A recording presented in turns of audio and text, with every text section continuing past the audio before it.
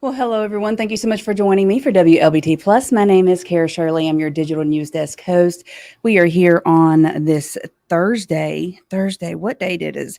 This month has gone by so fast. It's the 24th of October. We are almost at the end. We're 2 months away from Christmas Eve. So if you're wanting to hear that, there's the news for you. Christmas is 2 months away, so I hope maybe you're going ahead and start planning for that shopping or whatever it is you may be doing during the holiday season. Thank you guys so much for joining us or joining me today. If you're watching on our website or on through our mobile app, we appreciate you. And if you're tuning in on any of our streaming social channels, we're streaming on Facebook, YouTube, Twitch, all over the place. I appreciate you coming in here as well. Leave me a comment. Remember, you can always leave comments, thoughts, questions, suggestions, leads, anything like that in the comment section here with us during this called our interactive newscast, where we get to talk to you guys in real time and you can talk back with us. Let me know where you're watching from, if you're here in the metro or if you're in our surrounding areas or even farther away. We've had people watch from California, Oregon, all over the place. So just let us know where you're tuning in from. I would appreciate it. Cynthia here is watching in Carthage. Hello, Miss Cynthia. Thank you so much for tuning in. I do appreciate you being here. Before we jump into the news, let's go ahead and take a look outside right now. We're looking over Raymond with our sky cam out there, and it's a beautiful view. It kind of makes me a little nervous because I am afraid of heights, and so seeing it up that high kind of gives me those little butterflies in my chest. But it is beautiful outside. Great temperatures, great forecast. We are expecting some rain over the next few or in the next few days. I'm going to give you a quick look at your forecast in just a little bit, but at 2:30 our first alert weather team will be in here to give you a full look at that forecast, so make sure you tune back in with them. They're here every day with that 10 on WLBT Plus, and then again at 2:30. Let's see. Deborah is in Shaw, Mississippi. Deborah, I don't even know where Shaw, Mississippi is. Let me know.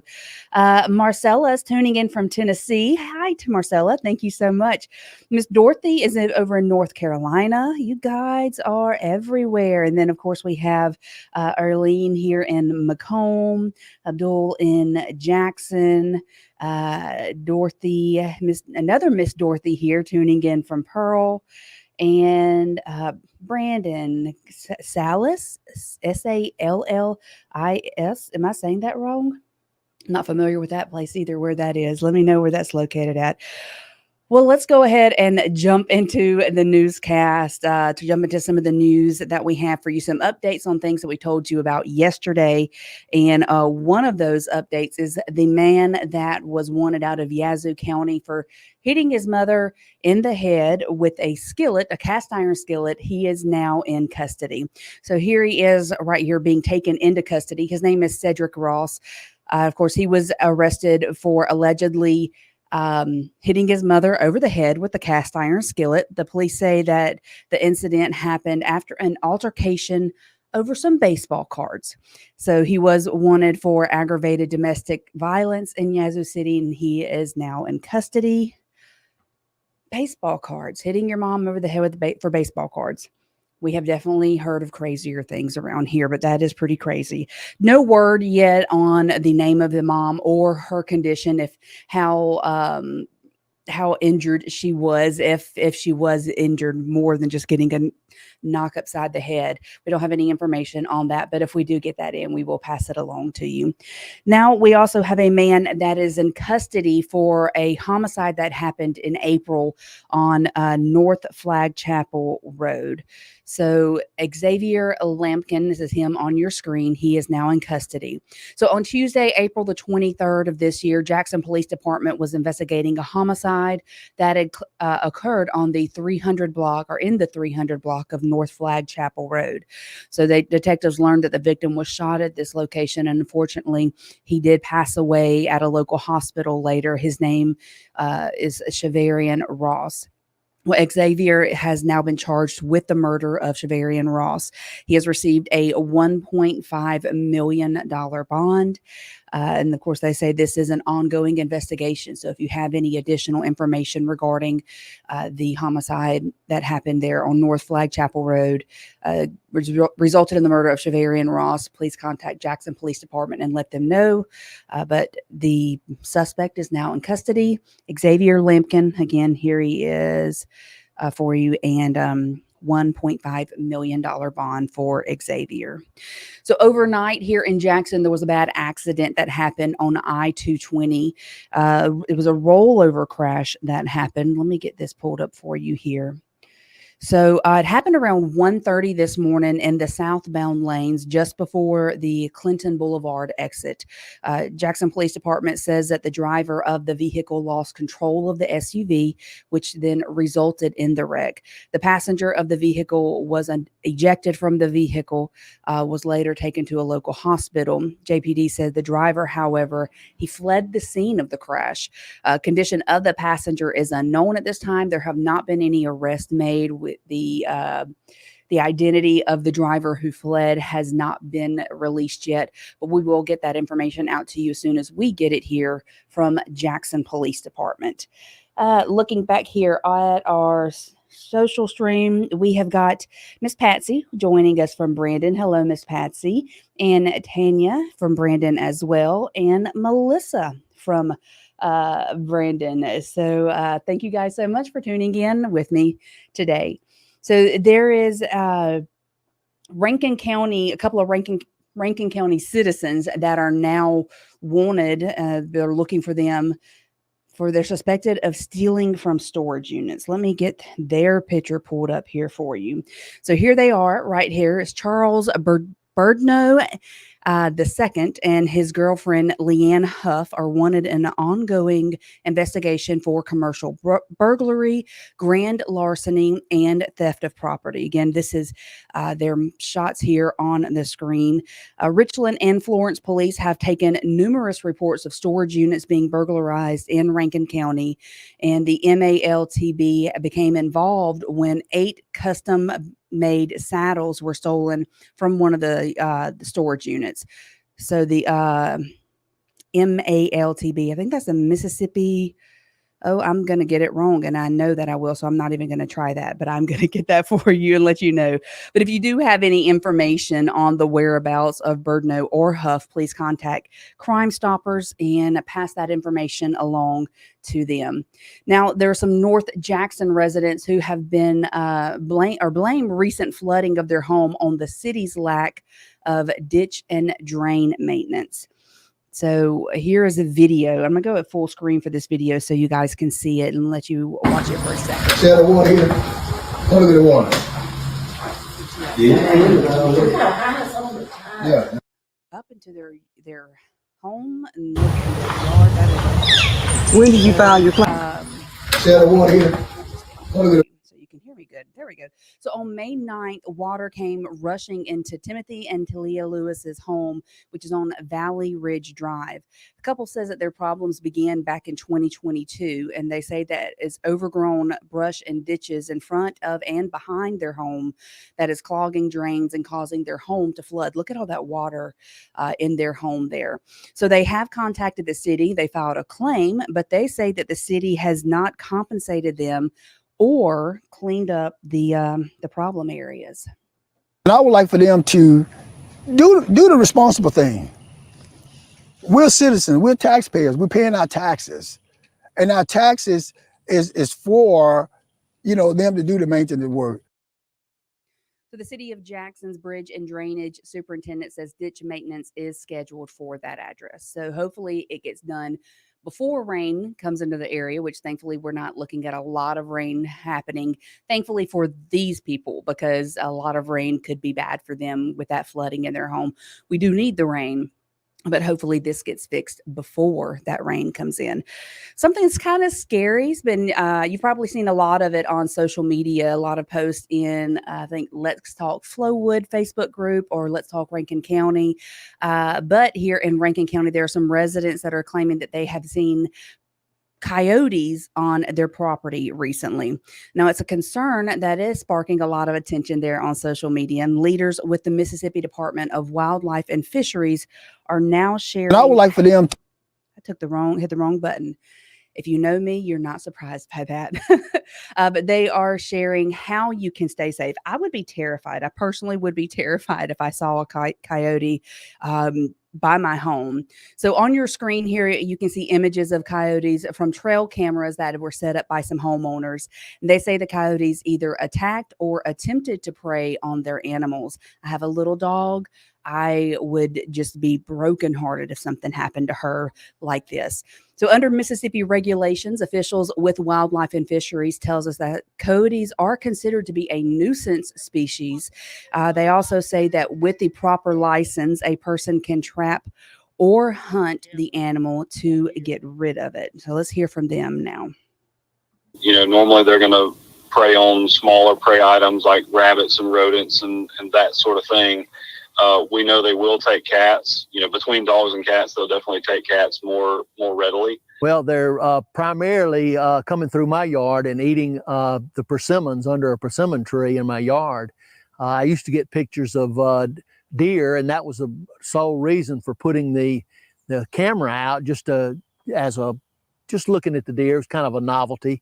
And now it's nothing but pictures of coyotes.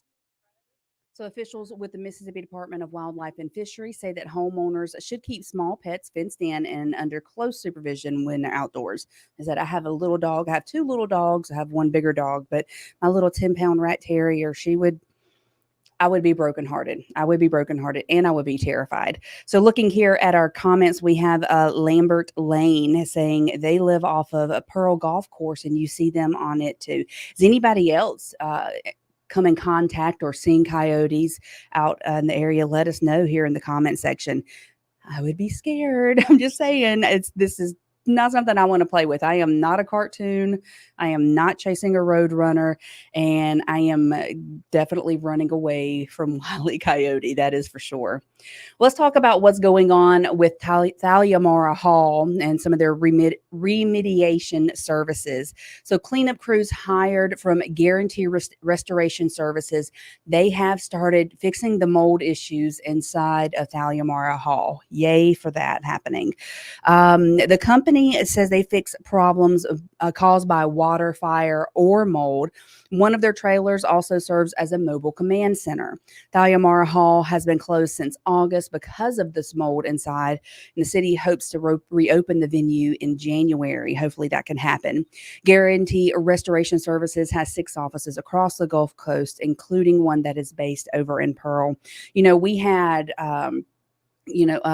Kevin Hart was supposed to be performing there. Some of the Broadway shows, several things that had to be canceled because of this. So hopefully this will get the situation fixed and we can get that back open so that it becomes a revenue stream for the city of Jackson.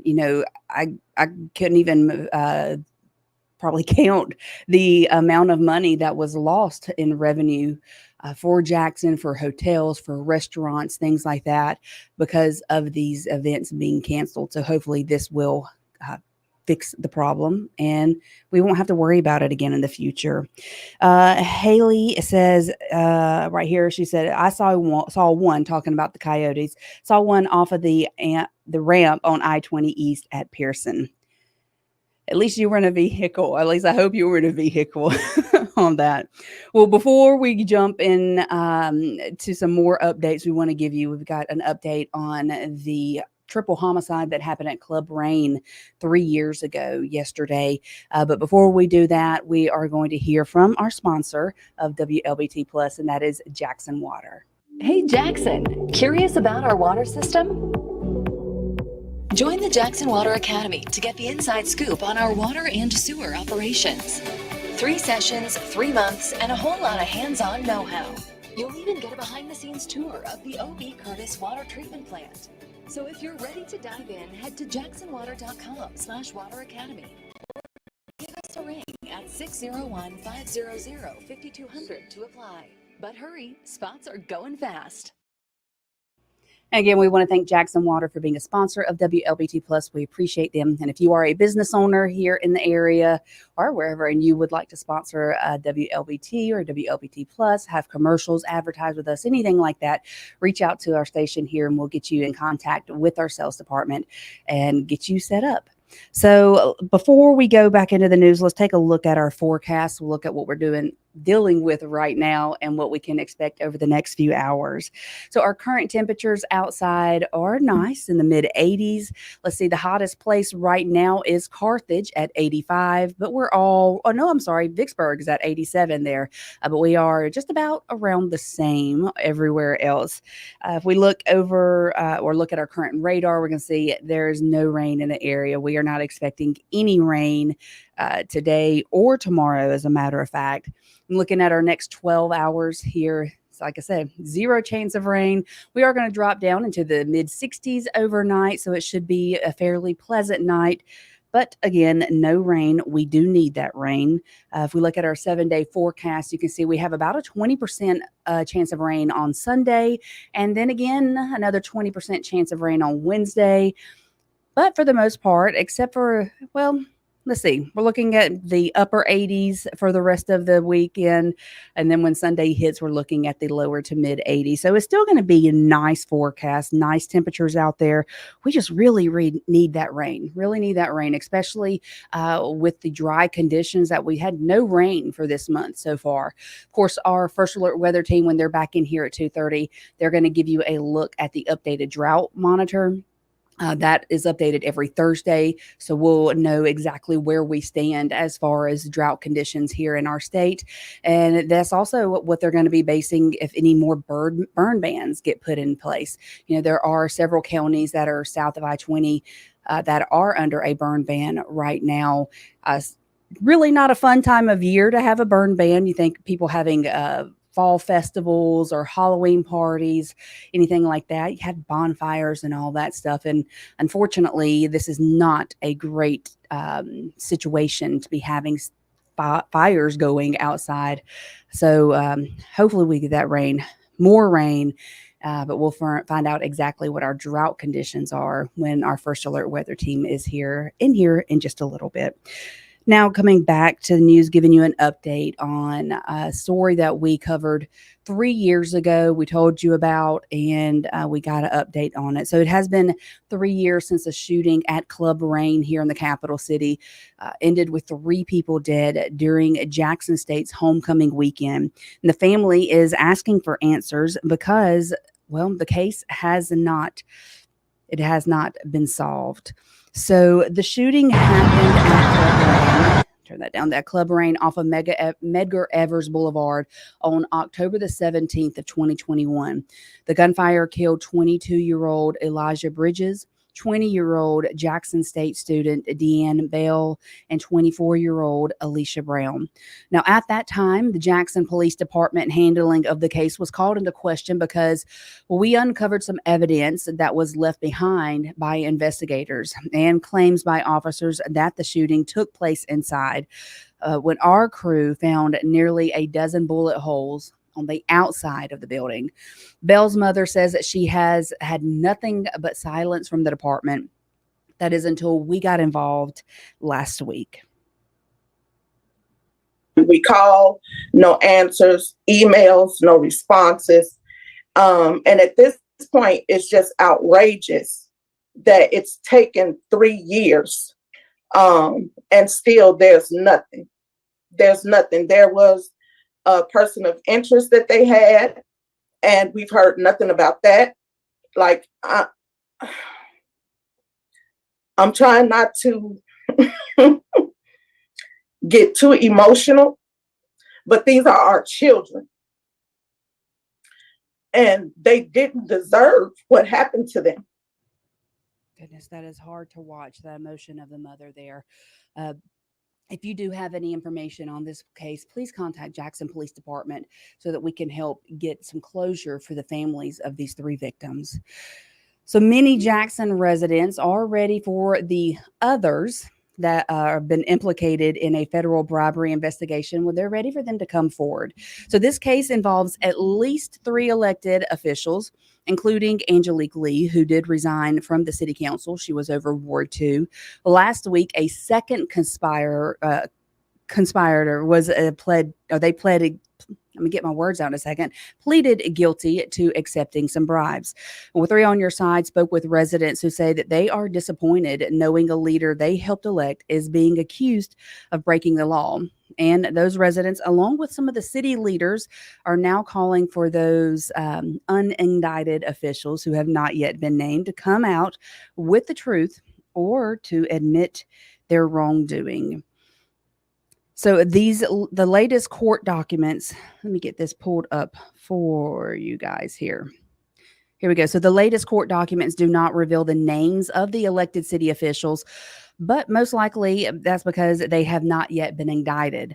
So the documents did reveal that those unnamed individuals agreed to accepting bribes totaling $20,000. That money was supposed to help bring a convention center hotel here to the Jackson area. I think that the best thing that a council member, or the mayor, anyone involved can do is to step down. If you're guilty, should have taken a plea, which would have been a lesser sentence. Because once you go into court and you gamble rolling those dice, sometimes you lose. People already don't trust elected officials, and something like this, it doesn't help, the situation. So we just have to get to a point where we just have to do better. Our elected officials have to do better. So back in May, the FBI raided District Attorney's Office, Jody Owens, as well as a business managed by Jody, but it's still unclear what the FBI was searching for at that time. That has not been released to us. Well, then later in August, a former Councilwoman Angelique Lee suddenly resigned, and then just within hours of announcing her resignation, pled guilty to federal bribery charges.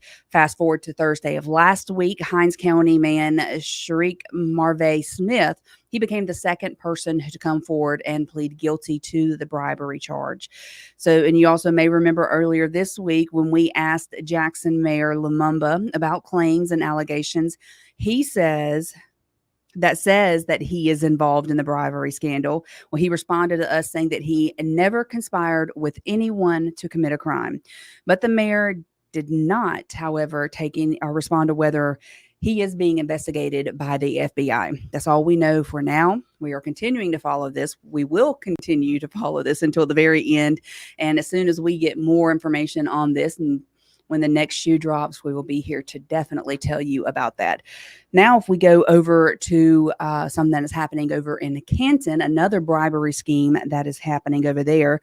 New court filings reveal more details about that bribery scheme involving the former Canton city engineer and 3 of their city officials. So Rudy Warnock, and you can see him here, Rudy Warnock is charged with 3 counts of conspiracy to commit bribery, 1 count of wire fraud. So the engineer is accused of working with Canton aldermen to remove a member of the Canton Municipal Utilities Board of Commissioners back in 2016 after he asked for but did not receive a $200,000 bribe. The latest court records show Warnock tried to gain favor from city officials early on, and some of the alleged bribes include private jet rides and tickets to a Beyonce concert. So Warnock's federal trial is set for December. We will follow that and keep you updated on it. Does not pay to try to commit bribery. Goodness gracious. Hopefully, this will be a warning to those in the future who may decide to do something like this, and maybe they will choose to not. We can always hope. Let's talk about some good news before we go. Let's talk about some good news. Let's say this real quick.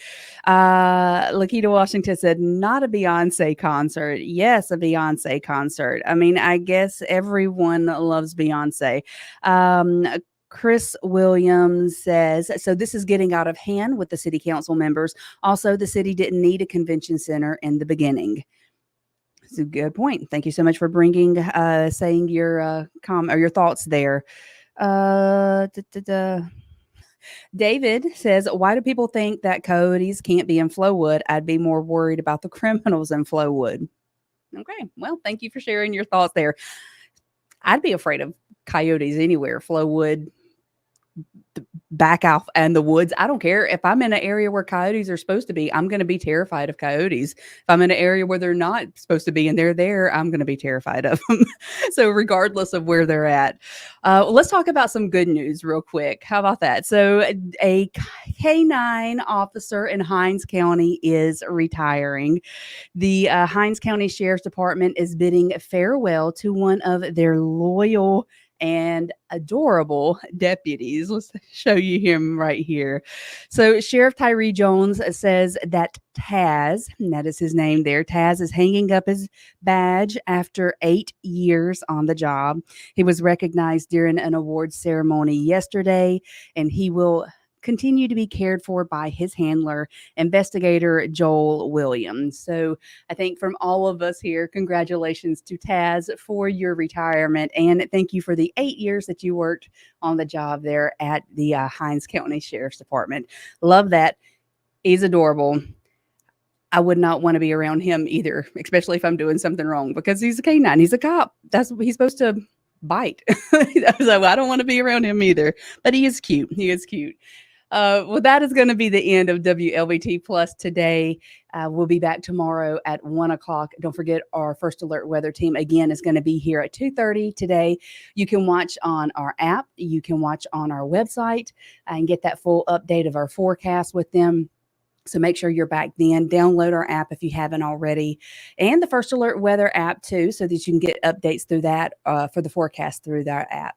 So I'll be back tomorrow at 1. I hope you guys have a great day. I will see you then. Bye.